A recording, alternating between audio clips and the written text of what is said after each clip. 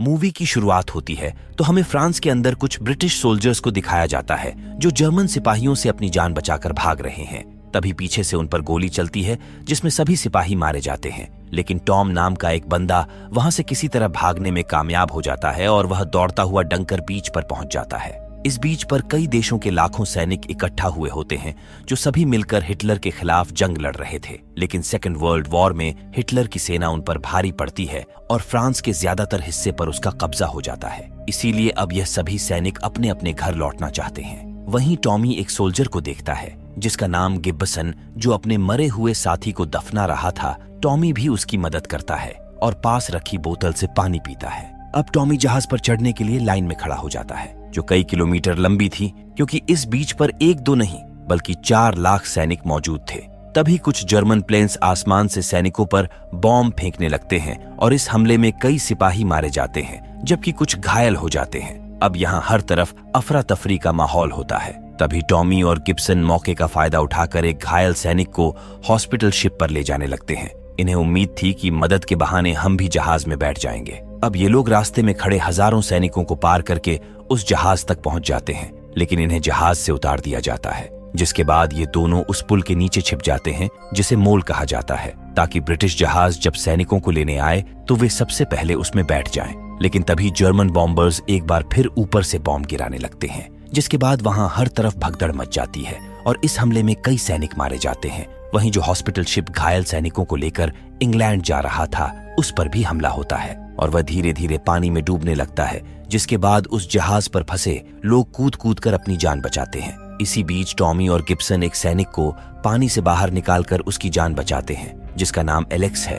अब शाम होते ही ये तीनों बोट में बैठकर एक ब्रिटिश जहाज तक पहुंच जाते हैं जो समंदर में कहीं दूर खड़ा था और सभी लोग उस पर चढ़ने लगते हैं। अब इस शिप पर पहुंचने के बाद टॉमी और एलेक्स खाना खाने अंदर चले जाते हैं, लेकिन गिब्सन अभी भी बाहर खड़ा था। वहीं नीचे सभी लोग बहुत खुश थे क्योंकि अब वो जल्दी ही अपने घर लौटने वाले थे। तभी पानी के अंदर एक टारपीडो आकर उनके जहाज से टकराता है, जिससे वहां एक बड़ा धमाका होता है और जहाज के अंदर पानी भरने लगता है। अब धीरे धीरे ये जहाज भी डूबने लगता है, लेकिन गेट बंद होने की वजह से कोई भी सैनिक बाहर नहीं आ पाता। जब गिब्सन यह देखता है तो वह किसी तरह उस दरवाजे को खोलकर टॉमी और एलेक्स को बाहर निकालता है, जिसके बाद ये तीनों एक बोट की मदद से किनारे तक पहुंच जाते हैं जहां लाखों सैनिक अपने घर लौटने की राह देख रहे थे। वहीं कुछ सैनिक इस जंग में बुरी तरह टूट जाते हैं और जब उन्हें कोई भी रास्ता नजर नहीं आता तो वह अपनी जान लेने लगते हैं। उधर इंग्लैंड की सरकार लोगों से रिक्वेस्ट करती है कि वो अपनी अपनी बोट को नेवी को सौंप दें ताकि डंकर्क बीच पर फंसे ब्रिटिश सोल्जर्स को वापस लाया जा सके।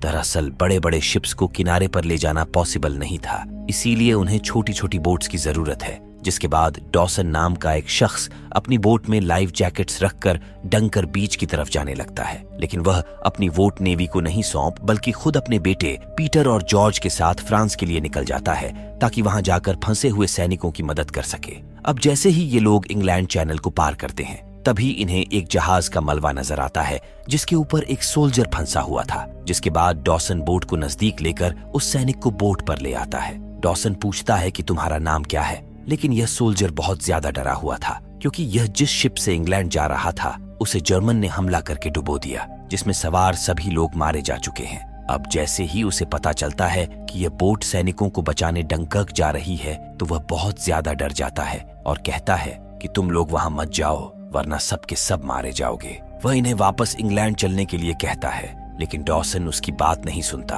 वह कहता है कि मैं वहां जाकर कुछ और सैनिकों को बचाना चाहता हूं। तभी यह सोल्जर डॉसन पर हमला करके उसे अपने कंट्रोल में लेने की कोशिश करता है और इस हमले में जॉर्ज डेक से नीचे गिर जाता है और उसके सर में गहरी चोट आती है। फिर पीटर उसे संभालता है और उसके सर पर पट्टी बांधता है, लेकिन उसके सर से काफी ज्यादा खून बह रहा था। जॉर्ज कहता है कि मुझे कुछ भी दिखाई नहीं दे रहा, शायद सिर में चोट लगने की वजह से उसकी आंखों की रोशनी चली जाती है। लेकिन जॉर्ज इस बात से दुखी नहीं है। वह कहता है कि मैं हमेशा से कुछ बड़ा करना चाहता था ताकि एक दिन उसकी फोटो अखबार में छप सके, जिसे देखकर उसके माता पिता और टीचर उस पर गर्व कर सकें। वहीं टॉमी गिब्सन और एलेक्स जो अभी भी उसी बीच पर फंसे हुए थे, ये तीनों सैनिकों की एक टुकड़ी को बोट की तरफ जाते देखते हैं और ये लोग भी उनके साथ हो लेते हैं। अब ये सभी लोग उस बोट में जाकर बैठ जाते हैं और समंदर में हाई टाइड होने का इंतजार करते हैं ताकि जैसे ही पानी का लेवल बढ़े तो यह लोग उस जहाज को यहाँ से इंग्लैंड के लिए ले जा सकें। तभी बोट का कैप्टन अंदर आता है, जो बताता है कि यह जगह जर्मन सोल्जर्स से भरी पड़ी है, लेकिन हम लोग यहाँ से तब तक नहीं निकल सकते जब तक कि बोट तैरने न लगे। तभी जर्मन सिपाही बोट पर गोलियां चलाने लगते हैं, जिसमें एक सिपाही घायल हो जाता है। दरअसल वे जर्मन नहीं जानते थे कि ब्रिटिश सोल्जर्स इस बोट के अंदर छिपे हैं और वे लोग निशाना लगाने की प्रैक्टिस कर रहे थे। अब धीरे धीरे बोट में पानी भरने लगता है, जिसकी वजह से सभी लोग बहुत परेशान होने लगते हैं। तभी कैप्टन उन्हें बोट से वजन कम करने की सलाह देता है ताकि वह पानी में तैर सके। इसी बीच एलेक्स को गिब्सन पर शक हो जाता है और उसे लगता है कि गिब्सन कोई जर्मन जासूस है जो छिपकर उनकी जासूसी कर रहा है। वह उस पर बंदूक लगाकर उससे सच बताने के लिए कहता है, जिसके बाद गिब्सन कहता है कि मैं कोई जासूस नहीं हूँ, बल्कि एक फ्रेंच सैनिक हूँ और उसके चुप रहने का भी यही कारण था। वह ठीक से इंग्लिश नहीं बोल पाता था। जॉर्ज बताता है कि जब मुझे पता चला कि ब्रिटिश सोल्जर सबसे पहले जहाज पर जाएंगे तो मैंने एक मरे हुए ब्रिटिश सोल्जर्स की वर्दी पहन ली और उसे दफना दिया। लेकिन इसी बीच बोट पूरी तरह पानी से भर जाती है, जिसके बाद सभी सैनिक बोट से कूद कूद कर अपनी जान बचाते हैं। लेकिन गिब्सन उस बोट से बाहर नहीं आ पाता क्योंकि उसका पैर किसी चीज में फंस जाता है और वह बोट के साथ ही समंदर में डूब जाता है। जिसके बाद टॉमी और एलेक्स तैरते हुए एक बड़े जहाज की तरफ जाने लगते हैं, लेकिन अब प्लेन पानी भरने की वजह से डूबने लगता है। तभी पीटर और डॉसन वहां पहुंचकर उस पायलट को बाहर निकालते हैं, जिससे उसकी जान बच जाती है। जिसके बाद ये लोग उसे बोट में बिठाकर फिर से डंकर्क बीच की तरफ आगे बढ़ने लगते हैं। उधर जर्मन बॉम्बर्स पानी के जहाजों पर लगातार हमले कर रहे थे ताकि कोई भी सिपाही जिंदा बचकर वापस ना जा पाए। वहीं जो एक ब्रिटिश फाइटर प्लेन बचा था, वह उन बॉम्बर्स को गिराने की लगातार कोशिश करता है। वहीं टॉमी और एलेक्स तैरते हुए एक बड़े शिप के नजदीक पहुंच जाते हैं, लेकिन बॉम्बर्स उस जहाज पर भी हमला करके उसे डुबो देता है, जिसकी वजह से पानी में बहुत सारा ओनिल फ्लोट करने लगता है। तभी फेरियर उस बॉम्बर को नीचे गिराने में कामयाब हो जाता है, लेकिन जिस जगह वह गिरता है वहां बहुत सारा ओनिल फैला हुआ था, जिसकी वजह से वहां आग लग जाती है और उसमें कई सैनिक फंस जाते हैं। तभी मिस्टर डॉसन अपनी बोट लेकर उस जगह पहुंचते हैं और ज्यादा से ज्यादा सैनिकों को अपनी बोट पर चढ़ाकर उनकी जान बचा लेते हैं, जिनमें टॉमी और एलेक्स भी शामिल थे। अब मिस्टर डॉसन की बोट सैनिकों से भर चुकी थी, जिसके बाद वे सभी सैनिकों को लेकर इंग्लैंड की तरफ जाने लगते हैं। वहीं हम देखते हैं कि डंकर बीच पर बहुत सारे लोग अपनी अपनी बोट लेकर पहुंच गए हैं, जिन्हें देखकर सभी सैनिक खुशी से झूम उठते हैं और उनके मन में घर लौटने की एक नई उम्मीद नजर आने लगती है। अब ये लोग कई ट्रकों को जोड़कर एक मोल बनाते हैं, जिनके ऊपर से होते हुए ये लोग बोट्स तक पहुंचते हैं, जहां पर फेरियर जिस प्लेन को उड़ा रहा था उसका फ्यूल खत्म हो जाता है और वह धीरे धीरे नीचे की तरफ आने लगता है। लेकिन तभी एक जर्मन प्लेन मिस्टर डॉसन की बोट के ऊपर मडराने लगता है और इससे पहले कि वह उन पर बॉम्ब गिराता, तभी फेरियर उस आखिरी प्लेन को भी टारगेट करके उसे नष्ट कर देता है। ये देखकर बीच पर खड़े सैनिक खुशी से झूम उठते हैं, क्योंकि अब ये लोग उन बॉम्बर्स से पूरी तरह सुरक्षित थे। वहीं हम मिस्टर डॉसन की बोट पर जॉर्ज नाम के उस लड़के को देखते हैं, जिसके सर में चोट लगी थी। तभी पीटर उसके पास जाता है और देखता है कि अब उसकी मृत्यु हो चुकी है।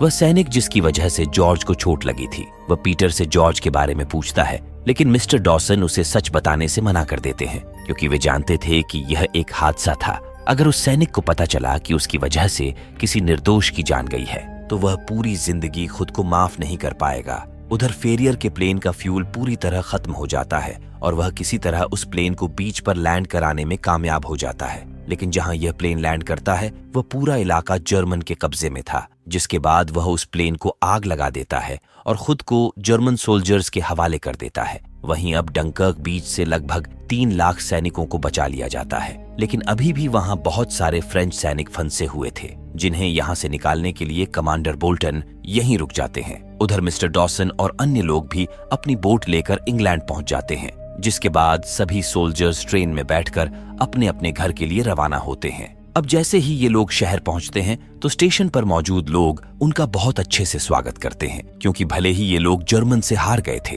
लेकिन लोगों के दिलों में उनके लिए सम्मान अभी भी कम नहीं हुआ था। तभी टॉमी न्यूज़पेपर में चर्चिल का स्टेटमेंट पढ़ता है, जिसमें लिखा था कि उसने इस जंग में केवल 30,000 सैनिकों के बचने की ही उम्मीद की थी, लेकिन वे 25,000 लोगों को बचाने में ही कामयाब रहे। वहीं अब पीटर एक पत्रकार से मिलने उसके ऑफिस जाता है और उसे जॉर्ज की कहानी न्यूज़पेपर में छापने के लिए कहता है, जो जॉर्ज के बचपन का सपना था।